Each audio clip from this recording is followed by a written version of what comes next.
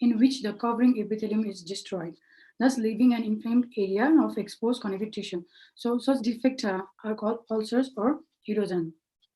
So it may either follow the molecular death of the surface epithelium, or it's maybe because of the traumatic removal. Oral erosion is also a term commonly used for the surface ulcer, and it is mostly characterized as the partial loss of epithelial thickness. But in contrast, oral ulcer or ulceration is characterized by the complete loss of the epithelium, which is accompanied by the variable loss of the underlying connective tissue, so resulting in the formation of crater-like form appearance, and which may be additionally augmented by the edema or proliferation of the surrounding tissue. So we can say that ulcer and erosion are the final common manifestation of a spectrum of condition ranging from maybe autoimmune disease to neoplastic or traumatic, infectious lesion, nutritional deficiencies, and drug reaction also. And thus they represent a diagnostic challenge for the dental practitioner as well as the general medicine doctors. So coming to the parts of ulcer, we have first is the age, that it is the part of the ulcer between the margin and the floor. So this is an important finding in an ulcer, and it gives a clue to the diagnosis and also the condition of the ulcer. Like in spreading ulcer, the A's are inflamed and edematous, whereas in the healing ulcer, the A's they have a red granulation tissue towards the center, whereas blue zone and the white zone at the edge at the outer margin. So coming to the floor, this is the exposed part of an ulcer, or we can also say that uncovered ulcer surface. So the covering of the floor is very important, as one must be very careful to note that what is there at the floor of an ulcer. Like when the floor is covered with a red granulation tissue, the ulcer seems to be healthy or maybe healing. And if there is presence of any black mass or any kinds of varicose like proliferation, it suggests of the malignancies or some kind of melanoma. Now coming to the base, that is on which the ulcer rests.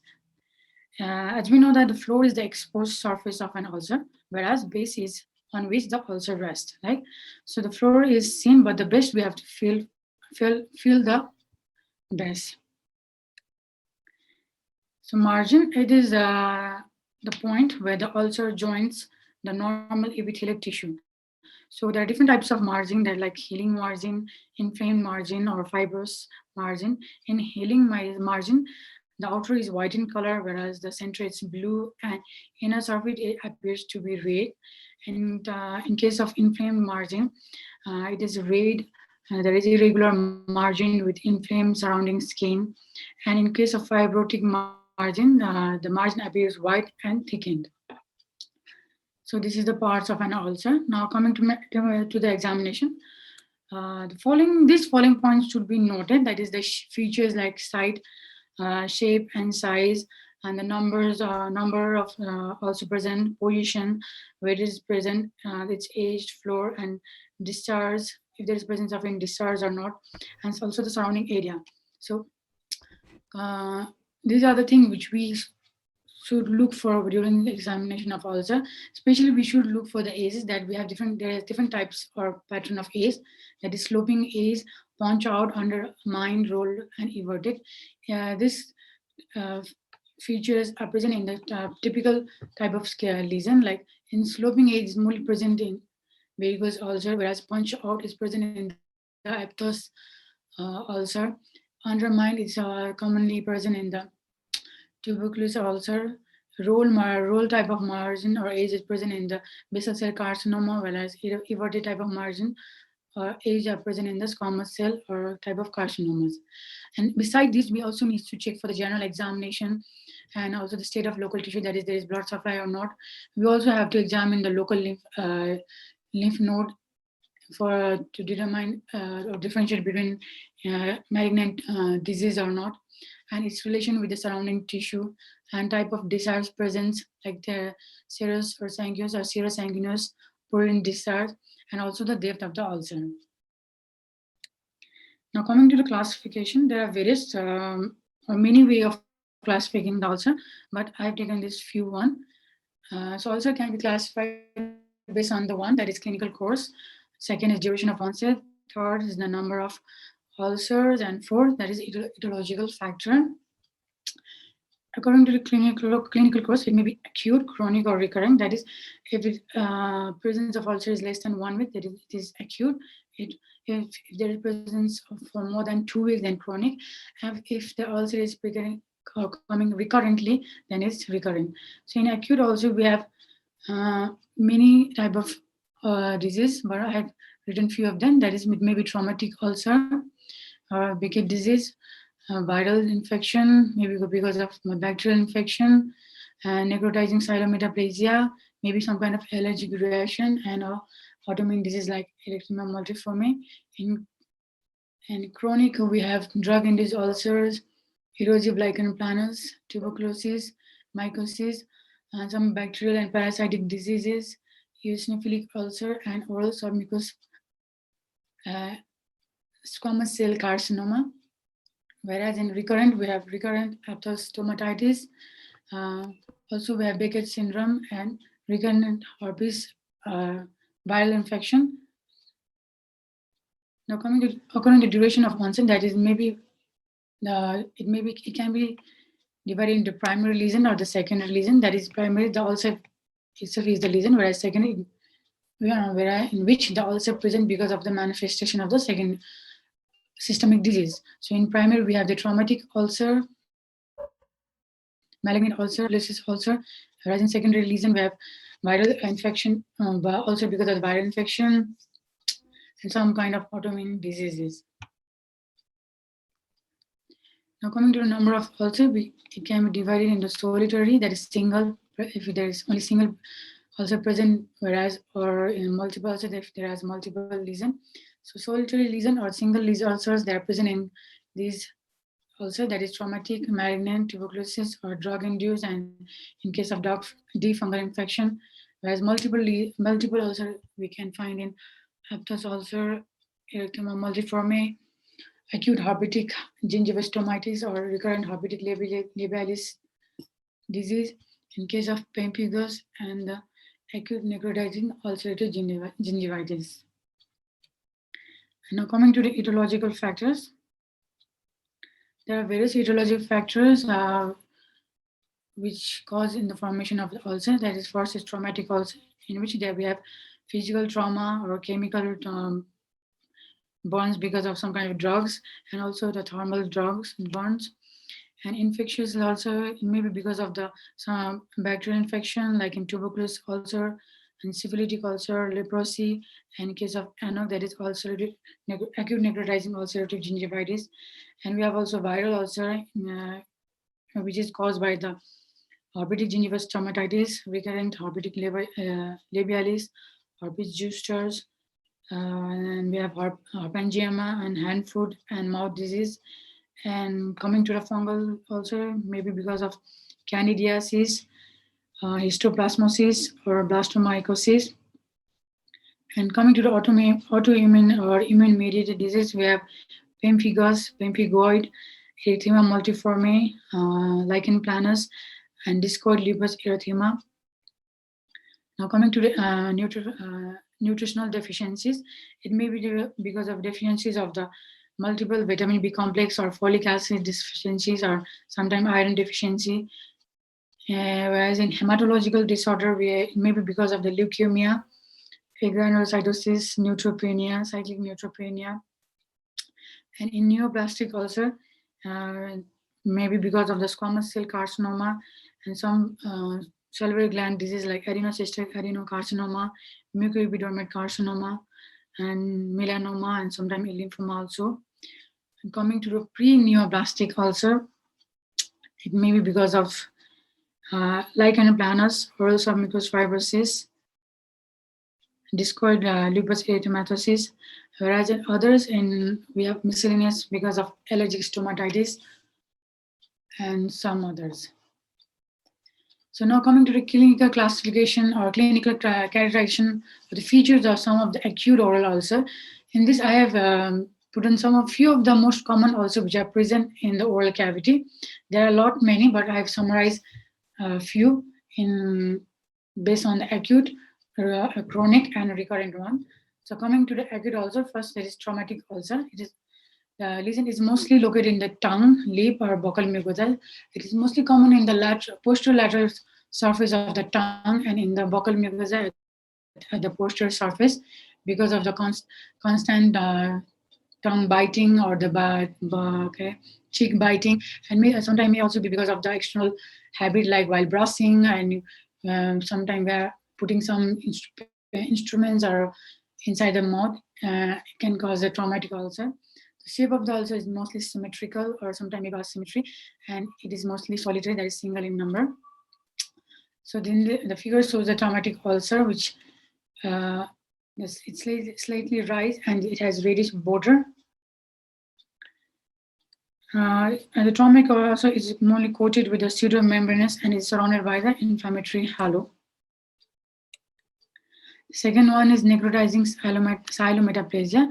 It is because of the trauma to the minor salivary gland present in the palate. So location is mostly at the posterior hard palate and sometimes towards the lower lip or the retromolar pad area. So the shape of the ulcer is mostly crater-like or punch-out crater-like, and it is present solitary, that is single in number.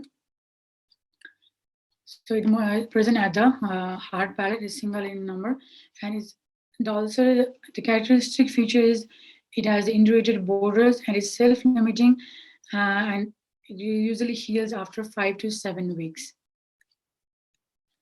So another coming to another acute oral ulcer, we have primary herpetogingival stomatitis, and mostly present in keratinized and non-keratinized mucosa. So the ulcer, it appears as the scalloped borders and with erythematous halo, and it may be single or multiple. Most of the time, it is multiple. And the characteristic feature it is there is presence of prodromal fever, nausea, anorexia, and irritability, generalized gingivitis. There is presence of painful ulcer, which is covered by the uh, yellow pseudomembranous, and sometimes there is some submandibular lymphadenitis, halitosis, that is a bad breath, and dysphagia. It is also self-limiting, and so it usually heals after 5 to 7 days after the presence of ulcer. And the second one is herpetic zoster infection, also known as shingles, and mostly located in the hard palate or gingiva and tongue. And the shape of the ulcer, it appears like scallop border, and especially it has a justiform pattern. That is, it usually affects the unilateral surface or unilateral side of the oral cavity. So it appears cluster in the multiple number. So there is prodromal unilateral pain. There is clusters of small ulcer with a characteristic unilateral pattern, and it is this one is also self-limiting or healing within the 10 to 14 days. Another acute oral ulceration is erythema multiforme. It is one kind of autoimmune disease, and mostly the ulcer are present in the lip, buccal mucosa, and tongue. The shape of the ulcer is large and um, confluent. It's present in the multiple. There are presence of multiple ulcer. So the characteristic feature is there is prodromal skin target lesion, bullae, and the ulceration with irregular borders and inflammatory halo. There is bloody incrustation on the outer lip. Another one is the necrotitis ulcerative gingivitis. It is mainly because of the bacterial infection, like Treponema species or fusiform bacteria and the spirochete. Its location is present mostly in the papilla, especially in the marginal and the papillary gingivitis. So there is crater-like, punch-out crater-like a defect present in the periodontal tissue, that is gingiva, attached gingiva, and it appears in the there is presence of multiple ulcer, and the character feature is there is presence of sore gums, bleeding from the gums, ulceration and necrosis of the interdental or marginal papilla. There is bad breath and also presents with the fever and the malaise. Now, coming to the chronic oral ulcer, we have sustained traumatic ulcer, as already described, mainly because of the continuous trauma to the oral mucosa, because of the continuous cheek biting or tongue biting, and especially it is more present in the tongue, uh, lip, and the buccal mucosa. The shape of the ulcer is, as already described, is symmetrical, that is oval, or uh, sometimes it is asymmetrical, and the number of ulcer present is only unilateral. Solitary, there is only present a single ulcer at the area of where there is constant trauma occurring. So characteristic feature is there is the ulcer, there is central removable yellow fibrinoproliferative membrane, which there is presence of raised roll border of hyperkeratosis, which is immediately adjacent to the area of ulceration, and also it is associated with sometimes with constant pain and burning sensation. Another one of chronic ulcer is the necrotizing silometaplasia, as already described in the acute oral ulceration. It's mostly present in the hard palate, also in the retromolar pad or the lip. And in case of oral ulcer, there is deep punch-out crater-like ulcer present in the hard palate, and it's mostly because of the constant irritation or if there is any bacterial infection of the minor salivary gland present in the heart in that area, specific area. So there is presence of solitary ulcer in that specific area, and the characteristic feature is the presence of deep ulcer with a yellowish base, and this is also self-limiting and healing time is between 2 to 12 weeks. Another chronic ulceration is the ulcerative squamous cell carcinoma, is mainly because of this neoplastic origin, and is located especially in the lower lip, floor of the mouth, and the posterior or the lateral border of the tongue, sometime in the gingiva area. And the shape of the ulcer is like crater-like. Sometimes there is varicose-like proliferation, and the number of ulcer is also so it is solitary or single ulcer present in that specific area where there is presence of the varicose-like proliferation. The characteristic feature is it has the rolled or indurated borders, and it has a and the base is a velvety types. So this is the clinical classification, uh, clinical feature of the squamous cell ulcer, squamous cell carcinoma also presented on the lateral border of the tongue. Another chronic ulcer present is the lichen planus. It is also one of the autoimmune disease. So location of the ulcer is present especially in the buccal mucosa, tongue, and sometime in the gingiva. And the shape of the ulcer is not like it is indifferent. It may be retiform type or patch type. And number of ulcers it is multiple. It is mostly accompanying reticular or papular lesion, and there is desquamative gingivitis, which may be painful. So there is no characteristic shape or size of the ulcer. Now coming to recurrent oral ulceration, where in this we have recurrent aphthous stomatitis, that is recurrent aphthous ulcer. It may be because of many ecological factors, maybe because of the trauma or maybe because of the stress. Sometimes it may be related of the genetic factors, and the location is mostly present in the non-keratinized mucosa in healthy patient, and the shape of the ulcer is symmetrical. It is oval shape, and number of it may be solitarily present or multiple. So the characteristic feature is there is prodromal burning and the painful. There is round fibrin covered with erythematous border. Especially the aphthous ulcer are present in three clinical types, that is minor, major, herpetiform, or simple limiting. Minor if the ulcer is less than 1 centimeter, and major if the ulcer is more than 1 centimeter or 3 centimeter. In herpetiform, there are presence of clusters of small minor type of aphthous ulcers.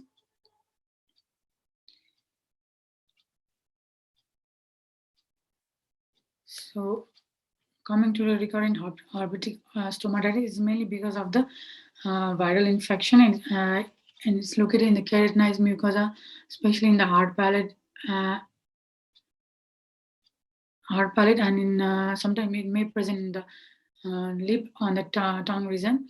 And the shape of the ulcer is it is scallop. It has got scallop borders, and it is also present in the there is also presence of multiple ulcers. And the characteristic feature there, it also has two subgroups, that is recurrent herpes simplex labialis and recurrent intraoral herpes unilateralis.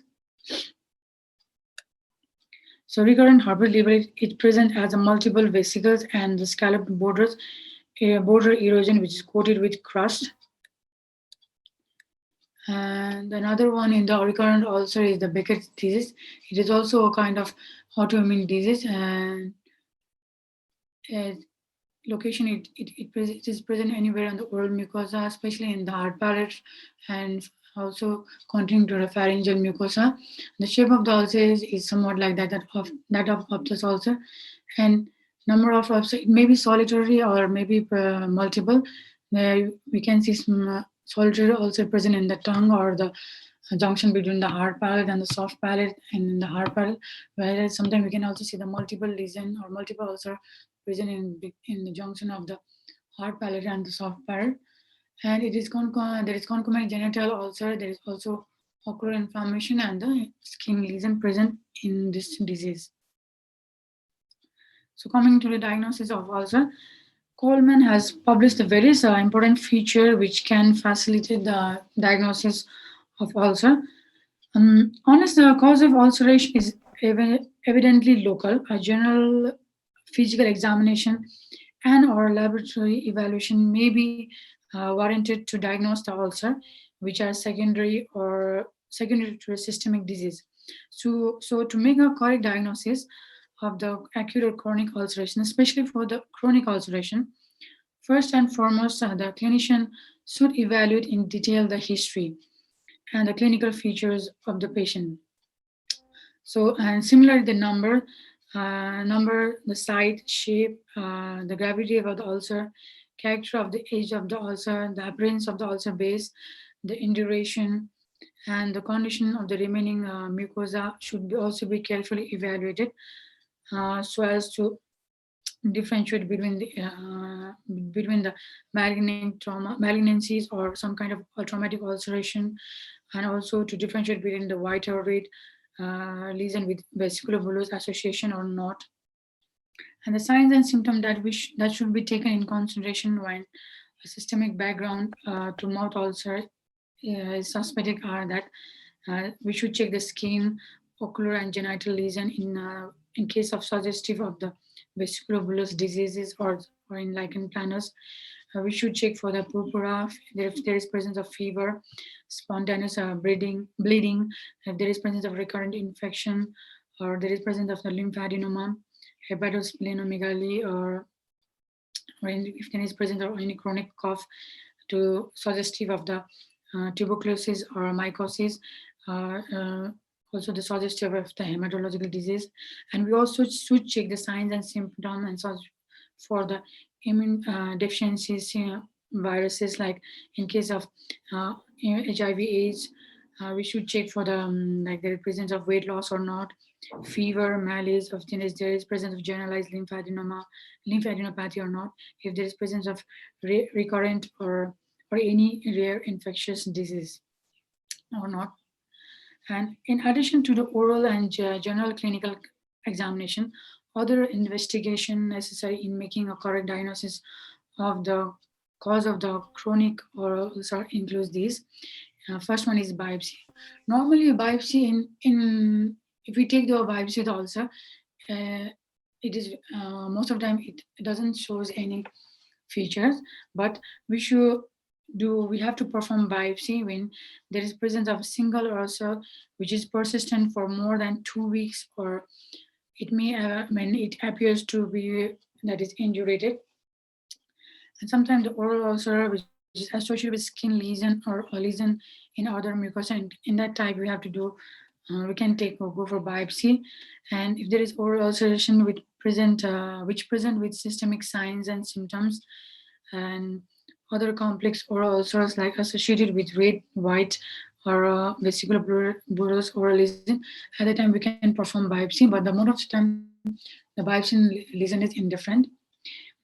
Then the second test is we can go for blood test, which may be useful for excluding possible hematological disorders or in case of some kind of infection, if there is presence of such, some other systemic diseases like diabetic, and in case of nutritional deficiency, um, we can perform the blood test. And third, we can go for microbiological culture or serological test in which an infectious cause is suspected to differentiate between the causative organism. And we can also perform the antibody test to rule out in presence of any antigen in cases of antigen or antibody in case of autoimmune disease. And fourth one is imaging. Mostly imaging is not the necessary investigation, but to investigate the lesion dimension and involvement of the adjacent structure. At that time, we can go for imaging. Now, coming to the management, most of the time the orals are also are self-limiting, so we don't have to go for definitive management. But there are the few things which we should do for the management of the acute or chronic ulcer. That is, first, there is correction of traumatic agent. Like if there is some of the also which maybe because of the dental materials present inside the oral cavity, like some kind of feeling, uh, dental feeling. So the patient may be having allergy to that kind of feeling, like in case of amalgam feeling.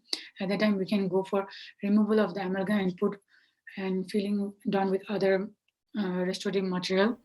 So there is we can do for correcting the traumatic agent, stoppage of allergic agent, and most of the time the management is symptomatic and supportive. That is, we should tell the patient for to take a lot of oral intake, and if there is present of like fever or pyrexia, we can give an antipyretic agent. For pain, we can give analgesic, or we can give the analgesic mouthwash, and also for we can give anesthetics ointment.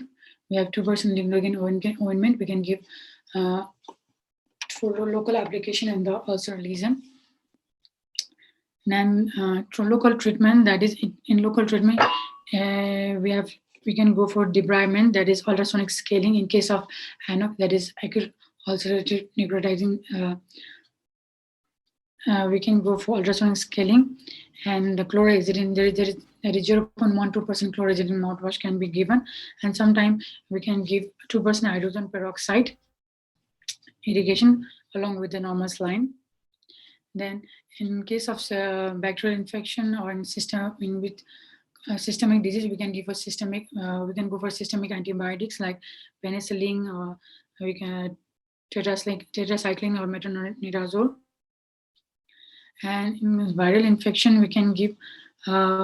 we can give the antiviral agent like topical antiviral agent or systemic antiviral agent. And in some kind of in some diseases like in autoimmune disease, we have to get steroids. So we can give for topical steroid ointments for topical application, and in severe cases, we can give for systemic corticosteroids. Uh, like acyclovir, and the supplement therapy like uh, in supplement therapy we can prescribe a drug like vitamin B complex therapy, or folic acid. We can give iron for the in case of iron deficiencies ulcers. So concluding, ulcer is a lesion of the skin or of mucous membrane that is accompanied by the formation of pus and the necrosis of the surrounding tissue. So it's usually resulting from the inflammation or the ischemia. So oral ulcer diagnosis is always challenging, and it needs a thorough history taking and the clinical examination.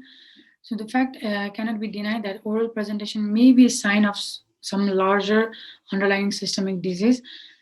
And so it is important to understand the oral manifestation may present a part of the large problem, and biopsy may be indicated, but most of the time it is not indicated. An unexplained ulcer found in the oral cavity that does not resolve in 2 weeks should be evaluated microscopically, and systemic evaluation should also be done. So by this, the today's presentation or today's class is finished. If there is any question,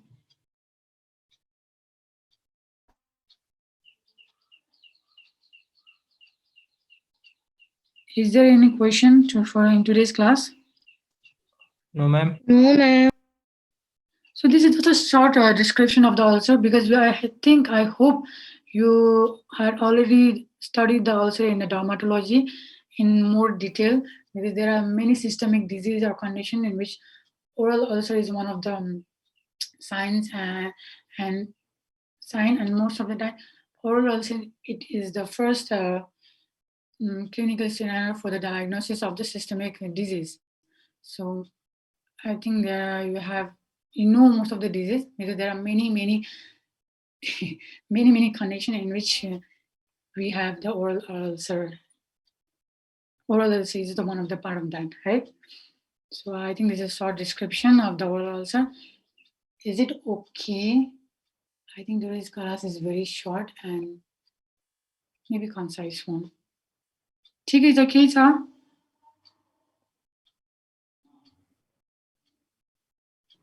छैन ma'am. होइन है ma'am, मतलब normally बुझेछ है, त्यो मैले पढेको त छ, सो मैले बुझेछ होला। सर्जरी र डर्मामा पढेको हुन्छ मोस्ट अफ द टाइम। हजुर म्याम, डर्मा अनि इएनटीमा पनि थर्ड इयरमा पढाएको थियो अलिअलि। इएनटीमा है, त्यही त मोस्ट अफ द पढ्यो भने चाहिँ फेसमा धेरै नै डिजिजहरू हुन्छ क्या है, सो